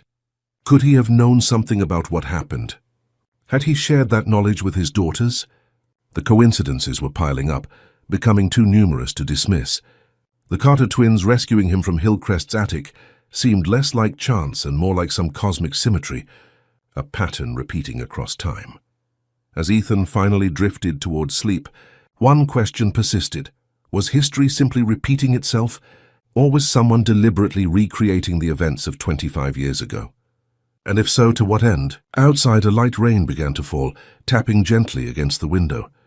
In the darkness of the guest room, Ethan Reynolds dreamed of narrow spaces, hidden doorways and a triangle with a circle inside it, bisected by a line, the mark of Vernon Reynolds' architectural trials that had somehow, across decades, claimed him as their subject. Cedar Grove Assisted Living was a sprawling one-story building on the north side of Millfield, its brick exterior partially obscured by well-tended gardens and mature trees. Ethan arrived in a taxi, having called for one as soon as he left Russell's property. The 20-minute ride had felt interminable, his anxiety mounting with each passing minute. He tried Sarah's phone twice more during the journey, but both calls went to voicemail. Logic told him there was likely a benign explanation. Perhaps Cedar Grove had a policy against cell phones. Or maybe Sarah had simply turned hers off during their visit with Sullivan. Yet Russell's cryptic warning about Howard being unpredictable and committed to Vernon's legacy had triggered Ethan's protective instincts. The taxi had barely stopped when Ethan jumped out, hastily paying the driver before hurrying toward the main entrance. The lobby of Cedar Grove was bright and cheerful, with comfortable seating areas and large windows overlooking an interior courtyard. A receptionist looked up as Ethan approached, her practiced smile suggesting she was accustomed to anxious visitors. "May I help you?" she asked. "I'm looking for some visitors who came to see Howard Sullivan," Ethan explained, trying to keep his voice calm and professional.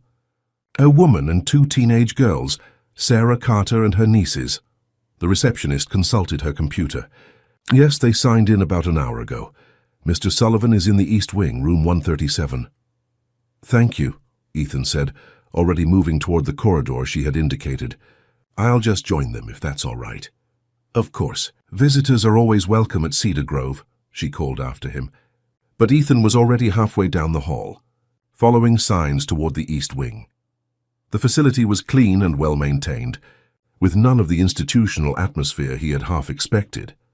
Residents moved through the hallways or sat in small lounges, some chatting with visitors, others engaged in various activities. Under different circumstances, Ethan might have appreciated the dignified environment Cedar Grove provided for its elderly residents. Now he barely registered his surroundings, focused solely on finding Sarah and the twins. Room 137 had a small nameplate beside the door, Howard Sullivan. The door stood partially open, and as Ethan approached, he heard voices from within. Sarah's measured tones, one of the twins asking a question, and an elderly man's response. The words indistinct, but the voice surprisingly strong for someone in his 90s. Ethan paused outside the door, relief washing over him. They were fine. His anxiety had been unwarranted. Russell's warning perhaps an attempt to disturb him, or distract him from pursuing further information. He was about to knock when Howard Sullivan's voice became clearer, the words stopping Ethan cold. "Vernon's trials were necessary, you see. Architecture isn't just about buildings, it's about shaping human experience, human consciousness. The trials were designed to identify those with the sensitivity to perceive architecture's deeper purpose." "But locking people in confined spaces against their will," came Sarah's voice, tense with controlled anger. "How could that ever be justified?" "You're applying conventional morality to visionary methodology," Sullivan replied, echoing Russell's words so precisely that Ethan felt a chill of recognition. Vernon understood that transformation requires discomfort, that growth emerges from challenge. "That's what Russell says too," Lily's voice now, "but it sounds like excuses for cruelty." A dry chuckle from Sullivan. "Russell is a competent caretaker of Vernon's legacy, but he never fully understood the deeper purpose. He maintains the form without comprehending the essence." "What deeper purpose?" Emma asked, her tone careful, probing. Vernon believed that architecture could transcend physical limitations, that certain spatial configurations could alter human consciousness itself, Sullivan explained, his voice taking on the quality of a lecturer. The trials weren't merely tests of resilience or sensitivity. They were attempts to induce specific psychological states, to prepare subjects for architectural enlightenment. Enlightenment through trauma. Sarah's skepticism was evident. Transformation through controlled crisis, Sullivan corrected. Vernon discovered that certain spatial experiences, under specific conditions of isolation and sensory limitation, could trigger what he called architectural awakening, a heightened state of spatial awareness that bordered on the extrasensory.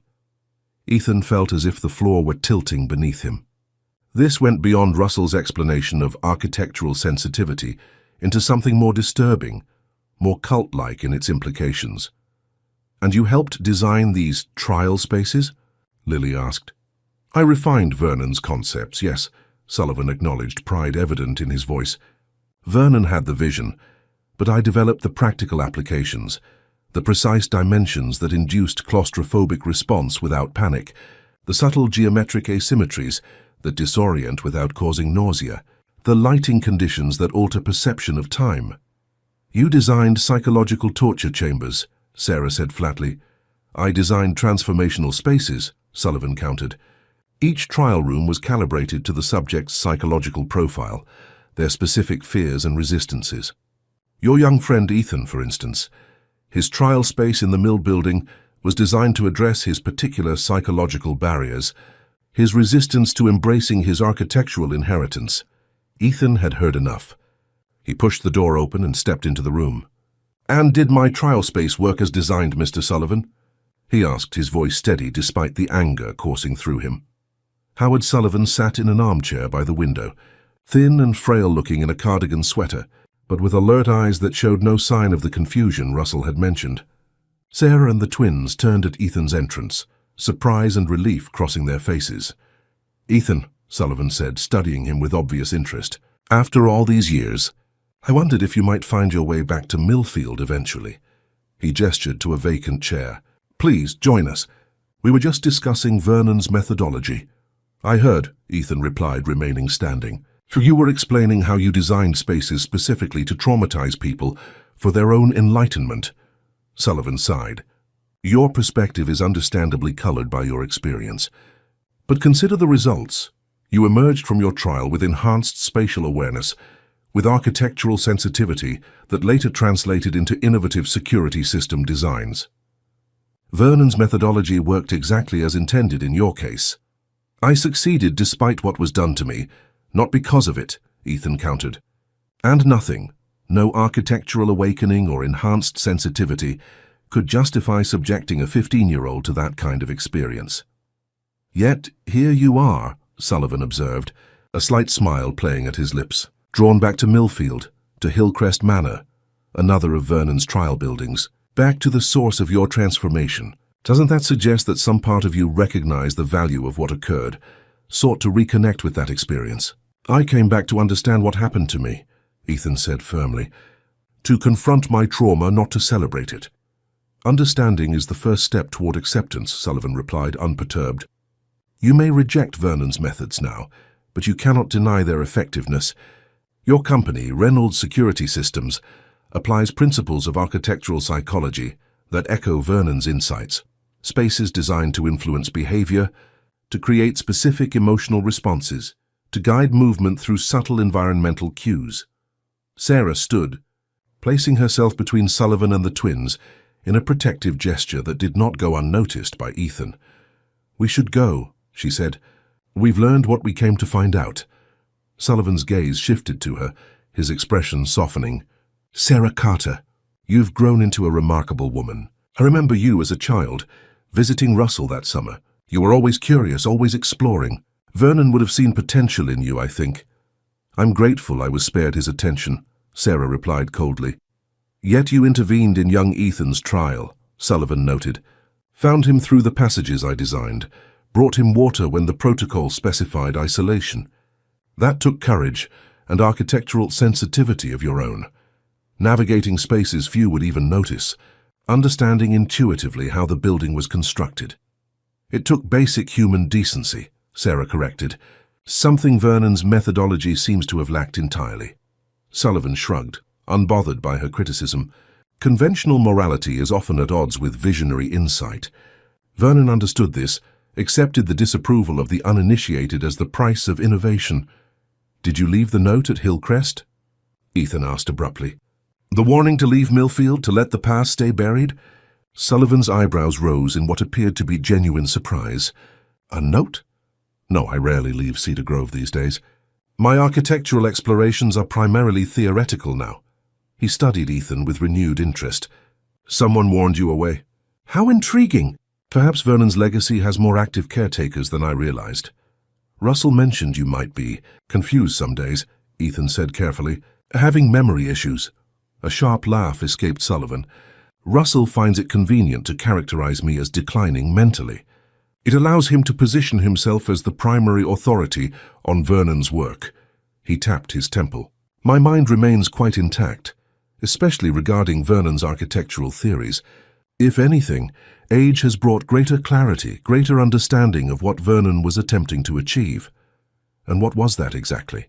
Ethan pressed, sensing that Sullivan might reveal more than Russell had been willing to.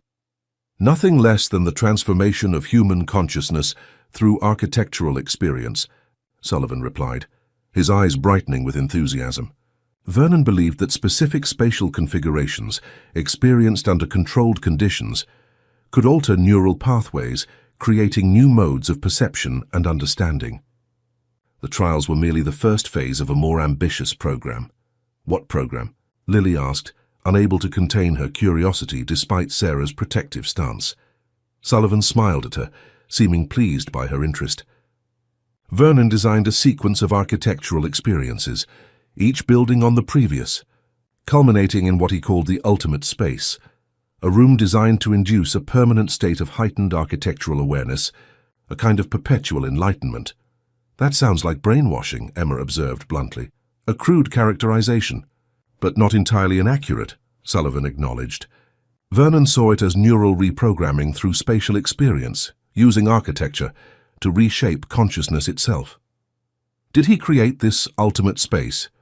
Ethan asked, disturbed by the implications yet needing to understand the full extent of Vernon's delusions. He designed it, Sullivan confirmed, but never built it. The plans exist only in his private papers, which Russell guards jealously. A shadow crossed his aged face. Vernon died before he could implement the final phase of his work. Her great loss to architectural innovation. A fortunate escape for potential victims, Sarah countered. Sullivan waved a dismissive hand. Victims, subjects, initiates, terminology changes nothing about the fundamental value of Vernon's insights. Architecture shapes human experience more profoundly than most realize. Vernon simply made that influence explicit, intentional. Did you know about the trap mechanism in Hillcrest's attic? Ethan asked. The one that nearly killed me a few days ago. Sullivan nodded. I designed it myself, based on Vernon's specifications. A self-activating door mechanism triggered by pressure on specific floor sections. He frowned slightly. Though it should have been deactivated decades ago, when the house was sold outside the family. Russell was supposed to ensure that all trial spaces were rendered safe when Reynolds' properties changed hands. Well, he didn't, Ethan said grimly. The mechanism was still very much functional when I stepped into that attic room. Interesting, Sullivan murmured, more to himself than to his visitors. Russell has always been meticulous about maintaining Vernon's buildings according to protocol. An oversight seems uncharacteristic.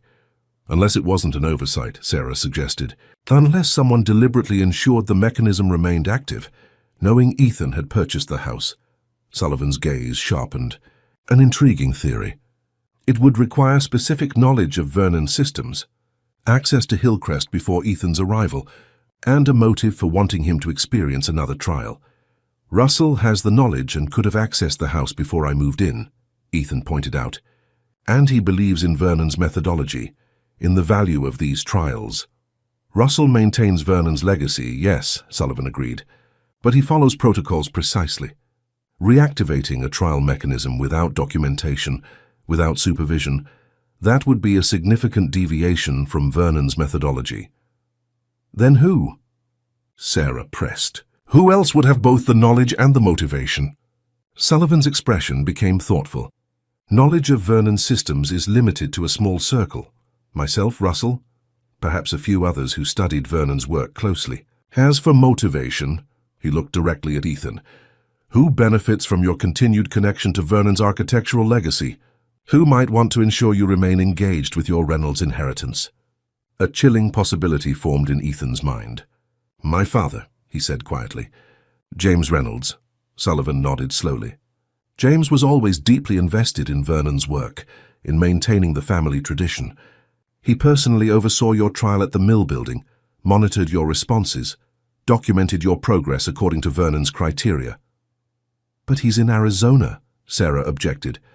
He hasn't been back to Millfield in decades, according to Russell. Russell doesn't know everything, Sullivan replied. James visited me here at Cedar Grove 6 months ago. He was interested in Vernon's trial spaces, in which ones remained active in Millfield. The revelation hit Ethan like a physical blow. His father had been in Millfield recently, had specifically inquired about Vernon's trial spaces. The timing aligned perfectly with Ethan's decision to purchase property in town, suggesting James had somehow known about Ethan's plans to return. He asked about Hillcrest specifically, Sullivan continued, confirming Ethan's suspicions. Wanted to know if the attic mechanism was still functional, if the observation systems were still in place. Observation systems, Sarah echoed, alarmed. Vernon built monitoring capabilities into all his trial spaces, Sullivan explained. Hidden cameras, one-way viewing panels, audio recording systems. The trials were meant to be documented, after all. Ethan felt physically ill. Are you saying someone could have been watching me in that attic? Recording my experience? Sullivan nodded. If the observation systems were still active, yes. The control point for Hillcrest would be in the east wall of the basement, a hidden room accessible through what appears to be a storage closet. We need to go, Ethan said urgently, turning to Sarah and the twins. Now, Sullivan watched them with interest. You're going to check the observation room at Hillcrest, he surmised. A wise decision. If someone has been monitoring you, evidence might remain. Thank you for your candor, Mr. Sullivan, Ethan said stiffly. One moment, Ethan, Sullivan called as they turned to leave. There's something you should know about Vernon's journals. The one Russell showed you isn't the complete record. Ethan paused. What do you mean? Vernon maintained 2 sets of journals, Sullivan explained. The official record that Russell preserves so carefully, and a second, more personal set, documenting his private thoughts, his true ambitions for the architectural trials. The second journal would help you understand the full scope of what Vernon intended. And where is this second journal? Ethan asked.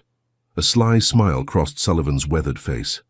The last I knew, it was hidden at Hillcrest Manor, in a compartment beneath the gazebo floor. Vernon believed in embedding his most important insights into the architecture itself. The gazebo, Ethan repeated, remembering the dilapidated structure he had noticed on his first day at Hillcrest. How something about it had nagged at his memory. Vernon designed it specifically to house his private records, Sullivan confirmed. Their fitting repository, architecture containing the blueprint for architectural enlightenment. Thank you, Ethan said again, with more sincerity this time, for telling us the truth. The truth is essential to understanding, Sullivan replied, and understanding is essential to transformation. His alert eyes moved from Ethan to the twins, lingering on them with disconcerting intensity. These young women remind me of you at their age, Ethan. Curious, perceptive, sensitive to spatial nuances. Vernon would have seen potential in them. Sarah immediately stepped between Sullivan and her nieces, her posture protective. Stay away from my girls, she said, her voice low and dangerous. Sullivan raised his hands in a placating gesture. Merely an observation, Miss Carter. The trials ended with Vernon's generation. Russell maintains the records, but the active implementation of the methodology ceased decades ago. He smiled faintly. Though some might wish to revive it, to continue Vernon's great work. That will never happen, Ethan said firmly. Vernon's great work was abuse disguised as architecture, trauma masquerading as enlightenment. It ends now. They left Sullivan's room quickly after that, Ethan ushering Sarah and the twins through Cedar Grove's cheerful hallways with barely concealed urgency. Only when they reached Sarah's car in the parking lot did they pause to breathe, to process what they had learned. Do you think he was telling the truth? Lily asked, her usual enthusiasm dampened by Sullivan's disturbing revelations. About your father visiting him? About the observation room at Hillcrest? I think so, Ethan replied grimly. Sullivan seemed proud of his role in Vernon's work, eager to share his knowledge. I don't think he was lying.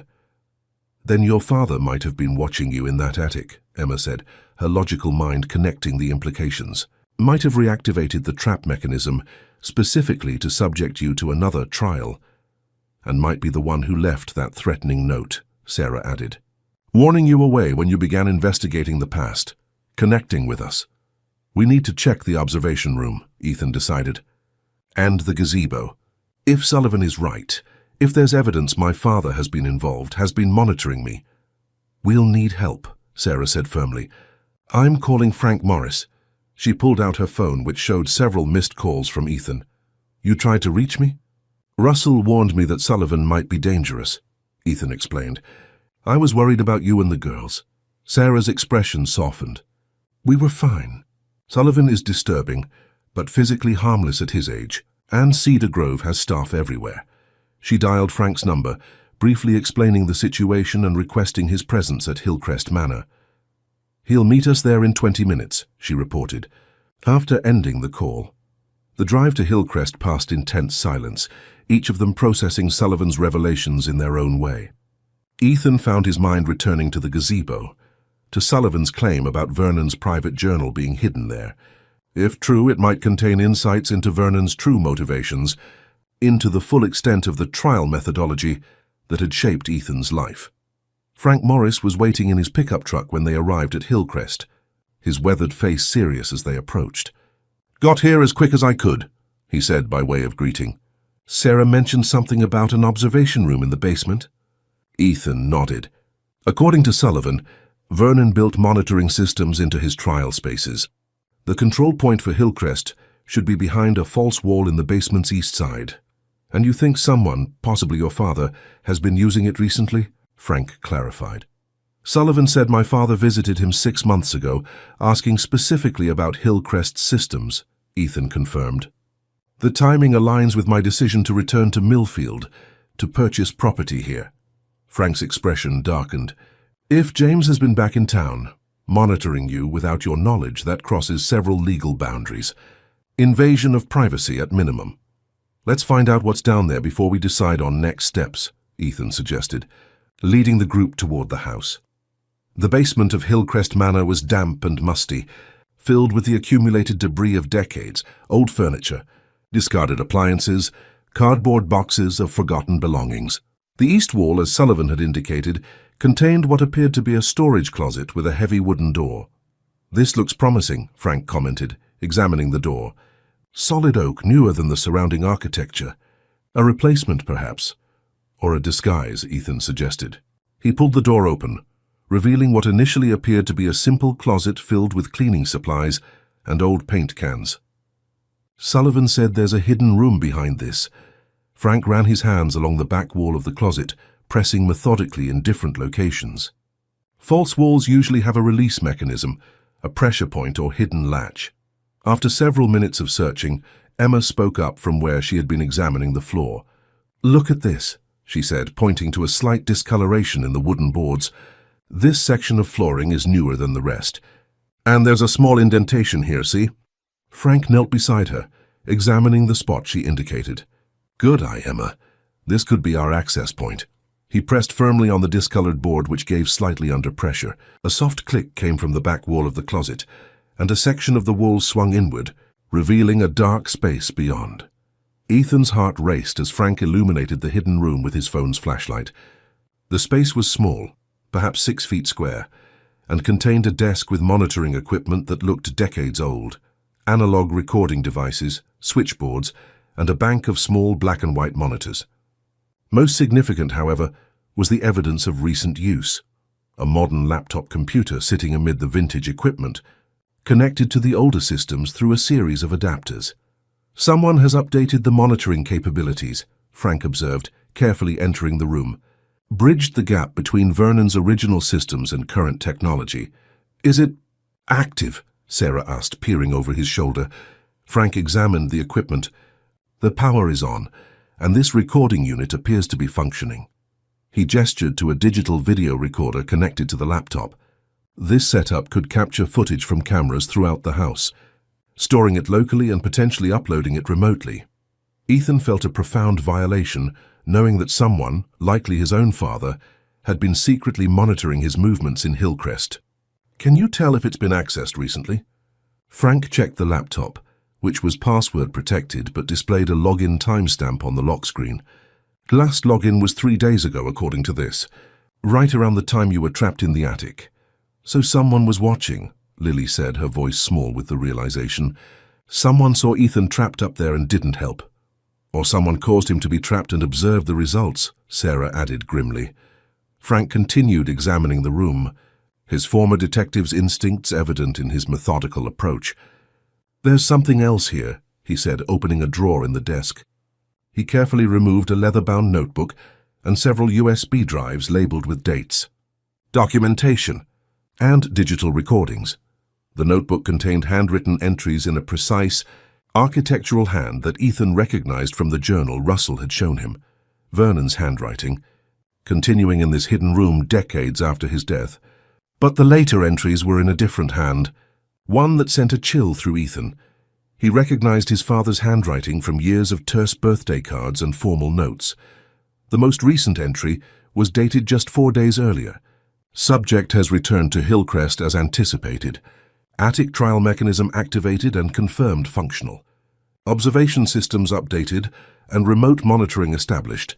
Phase 2 of third-generation integration protocol prepared for implementation. Vernon's vision continues. My father, Ethan said quietly, showing the entry to the others. He's been here in this house watching me, planning some Phase 2 of Vernon's protocols. This is evidence of criminal activity, Frank said firmly.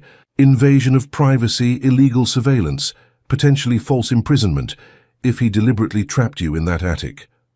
He carefully placed the notebook in a plastic bag he retrieved from his pocket. We should contact the Millfield Police Department, file a formal report. Not yet, Ethan said, surprising the others. There's one more place we need to check first. Sullivan mentioned Vernon's private journal might be hidden in the gazebo out back. Frank looked skeptical, but nodded. Lead the way. The gazebo stood in the overgrown garden behind Hillcrest, its white paint peeling and several boards rotting from exposure to the elements. Yet its basic structure remained sound, a testament to Vernon's architectural skill. Ethan approached it cautiously, feeling as if he were completing a circle begun decades ago. Sullivan said there's a compartment beneath the floor, he explained, stepping carefully onto the gazebo's wooden planks. Something about Vernon embedding his insights into the architecture itself. The center of the gazebo floor featured a circular inlay, a decorative element that might have appeared purely aesthetic to casual observation. But Ethan, studying it with new understanding, recognized Vernon's symbol worked into the pattern, the triangle circle line that had marked his buildings, his trial spaces, and even Ethan himself on the family diagram. Here, he said, kneeling beside the inlay. This is Vernon's mark. Frank joined him, examining the wooden inlay. The centerpiece looks like it might rotate, he observed, tracing the circular element with his finger. Try turning it clockwise. Ethan did so, meeting resistance at first, then feeling the mechanism give way as decades of disuse yielded to persistent pressure. The circular piece turned 90 degrees, then clicked into place. A section of the gazebo floor, about 2 feet square, lifted slightly, revealing a hidden compartment beneath. Inside lay a leather-bound volume, similar to the one Russell had shown him, but smaller, more worn. Beside it was a sealed envelope with ER written on it in fading ink. ER, Sarah read over his shoulder. Ethan Reynolds. How could Vernon have left something for you decades before you were born? Not just for me, Ethan realized. For any Reynolds with those initials who found their way to this place. Vernon was planning for future generations, setting puzzles that only those with architectural sensitivity would solve. He carefully removed the journal and envelope from the compartment. The journal's cover bore no title, no symbol, just years of wear that had softened its leather binding. The envelope was sealed with wax impressed with Vernon's triangle circle line mark. Should we open these here? Sarah asked, glancing at the darkening sky. Evening was approaching, and with it a sense of unease about remaining at Hillcrest as night fell. No, Ethan decided. Let's take them back to your place. I want to examine them carefully, and I'd rather not do it here, where my father might return at any moment. They secured the gazebo compartment and returned to Sarah's car, the journal and envelope carefully stowed in Ethan's bag. Frank followed them back to the Carter house in his pickup truck, the notebook from the observation room safely in his possession. At Sarah's kitchen table, with mugs of hot tea to ward off the evening chill, Ethan finally opened Vernon's private journal. The first entry was dated 1937, the handwriting more personal, less formal than in the official journal Russell maintained. Architecture must be more than shelter, more than aesthetic pleasure. It must transform consciousness itself. My buildings will be instruments of awakening, tools to access heightened states of perception. The trials are not mere tests but initiations, passages from ordinary awareness to architectural enlightenment. My family will be the first to experience this transformation, to transcend the limitations of conventional spatial perception. Ethan read selected passages aloud, the group falling silent as Vernon's true ambitions became clear. The architect had not merely been testing family members for some inherited sensitivity, He had been attempting to fundamentally alter human consciousness through controlled architectural experiences. The trials were designed as progressive initiations into what Vernon called spatial enlightenment, each more intensive than the last. He was creating a cult, Frank said bluntly after Ethan had read several entries, using architecture as his medium, his own family as his subjects. And my father has continued his work, Ethan added grimly, turning to the last written page of the journal. There, in his father's handwriting, was an entry dated just 2 months earlier. Preparations complete for E's return to Millfield. Hillcrest acquired through third-party channels as planned. Observation systems updated. Trial spaces reactivated. Vernon's ultimate space designs reviewed and construction specifications finalized. The third-generation protocol will reach its culmination at last. Ultimate space, Sarah repeated. Sullivan mentioned that Vernon's final design meant to permanently alter consciousness. And my father has the plans, Ethan realized, has been preparing to implement them. With hands that trembled slightly, he opened the sealed envelope addressed to ER. Inside was a single sheet of paper, yellowed with age, containing a message written in Vernon's precise hand. To the Reynolds who finds this message, your presence here confirms what I have long theorized, that architectural sensitivity transcends conventional lineage, that certain spaces call to those prepared to experience them. You have passed through trials designed to awaken your inherited potential, to prepare you for the ultimate space. Beneath Hillcrest Manor lies the foundation for my greatest work, a room designed to transform consciousness permanently, to induce perpetual architectural enlightenment.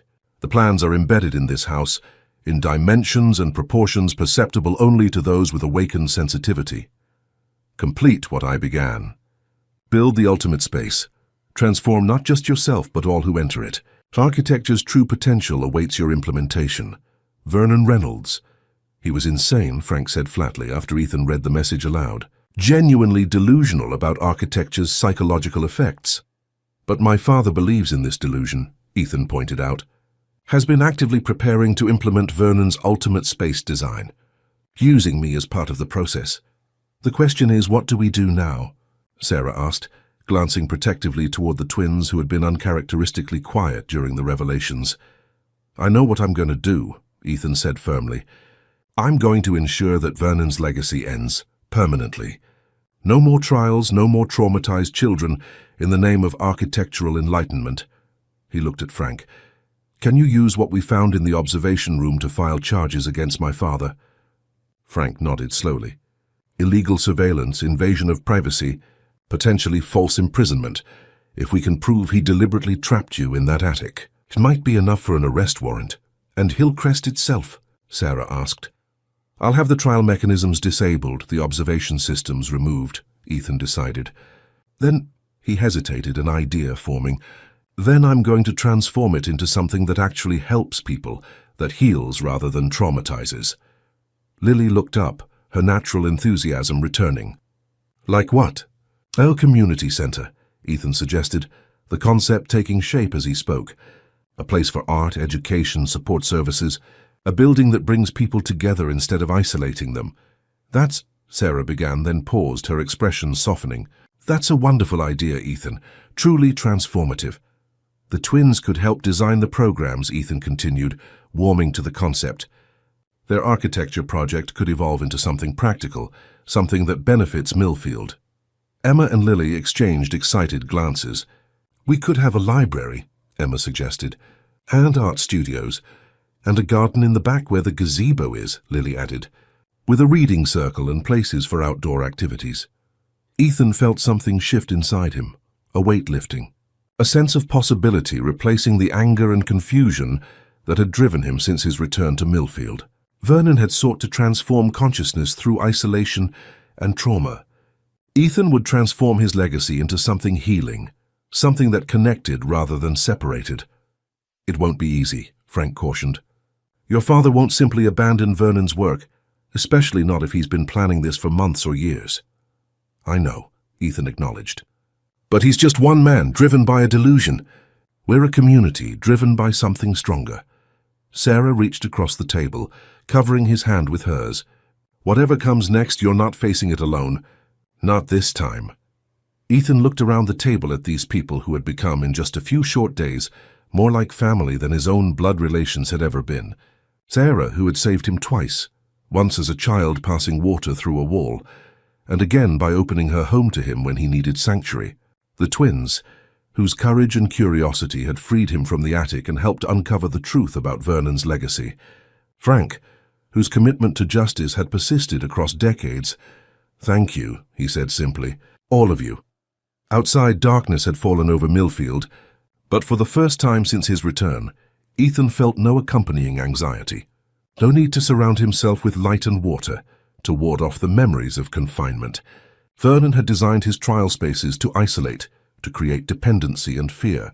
But the ultimate result, one the architect could never have predicted, was this moment of connection, of shared purpose. In the weeks that followed, Ethan's vision for Hillcrest Manor began to take shape.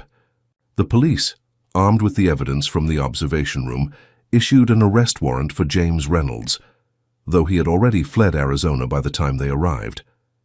Russell, confronted with evidence of his complicity in maintaining Vernon's trial spaces, retreated into stubborn silence, refusing further contact with Ethan or the authorities. Contractors stripped Hillcrest of its monitoring systems and trial mechanisms, replacing hidden cameras with warm lighting, trapdoors with secure passages. The attic room where Ethan had been confined was transformed into a bright art studio, with large skylights that eliminated any sense of enclosure. The basement observation room became a computer lab for community use. On a crisp autumn morning, 3 months after his arrival in Millfield, Ethan stood on the front steps of the renovated Hillcrest Community Center, preparing to cut the ribbon for its official opening. Beside him stood Sarah, their relationship having deepened from friendship to something more intimate as they worked together on the center's development. The twins, now the center's youngest board members, waited eagerly to guide the first visitors through the transformed space. Frank Morris stood in the front row of the gathered crowd, alongside Martha Wilson, the social worker who had helped design the center's support programs, and George Miller, the local grocer who had donated generously to stock the center's kitchen for cooking classes. Hillcrest was designed by Vernon Reynolds to isolate, to control, to subject people to what he called architectural trials. Ethan began, addressing the assembled community members. "Today we reclaim this space for connection, for growth, for healing." He glanced at Sarah, who nodded encouragingly, her hand finding his in a gesture that had become natural over the past months. "Architecture shapes our experiences, our perceptions, our relationships," Ethan continued. "Vernon understood this power but used it to cause harm.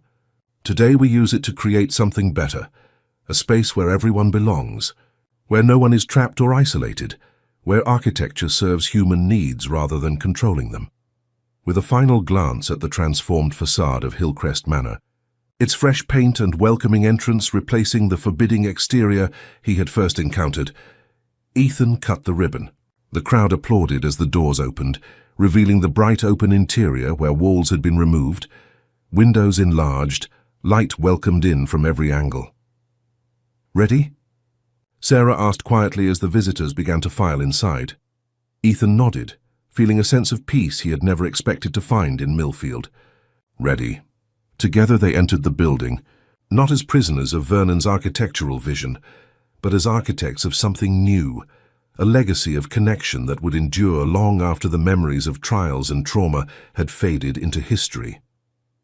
In the main hall, a mural painted by local artists depicted a gazebo surrounded by flowers, with children reading and playing beneath its open structure.